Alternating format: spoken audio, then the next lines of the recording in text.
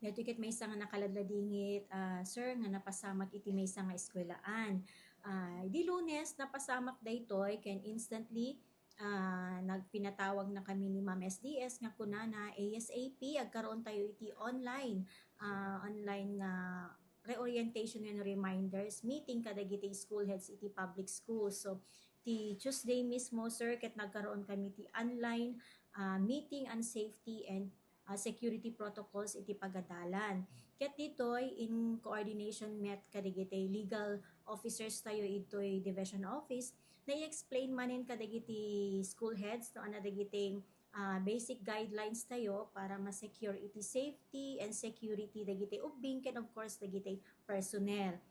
No from the legal office met na ipa-remind met kanya da no ana dagiti responsibility da ken no ana iti mabalin nga liability mabalin nga violation daw when pakairamramanan da no handang aramiden iti talaga nga pagrebbingan da.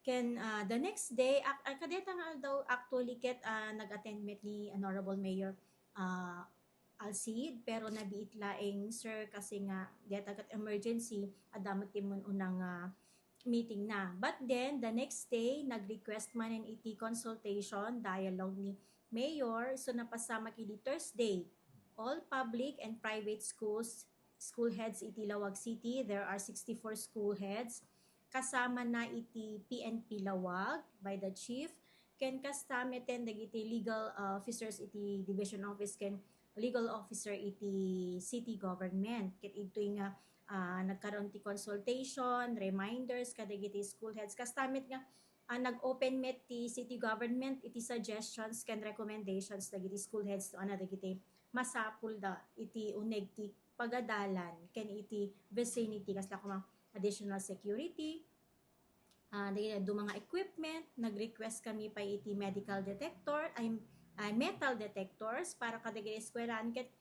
in kasi pledge met ti mayor nga isupplyan na amin iti metal detector kadagiti amin nga 64 schools tayo iti Lawag City.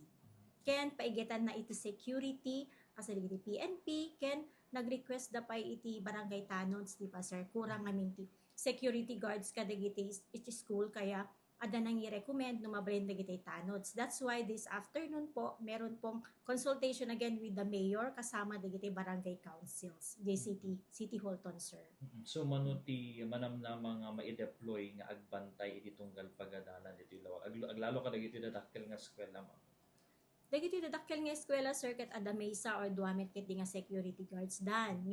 Ito'y nga nangi tete instruction ni City Mayor nga additional deploy dagiti lata naka-roving, naka-round up nga PNP, ken dagiti ibang eskwelahan sir nga wan talaga plantilla na security guard, iso DJ dete lungalong nga itap tayo dagiti barangay tanods. Kasi nga ko na ti city government adamit iti honorarium da kasta pagsisinublatan nga tumulong nga agbantay when yung mga sis dagiti eskwelahan. So at least iti maysa nga eskwelahan kumaket excluding dayjay security personnel ti school ada pay maysa nga nayon nga from the barangay tanod or from the PNP no pa sir. Dito orientation nga naiwayat ma'am karaman dito panang pasigurado nga awan ti maiserrek dagiti estudyante nga natatadem mo no mabalin nga mausar iti panang dangran ti padadang estudyante ma'am. Isu deto iti maysang way tapno mapreventaran detoy sir.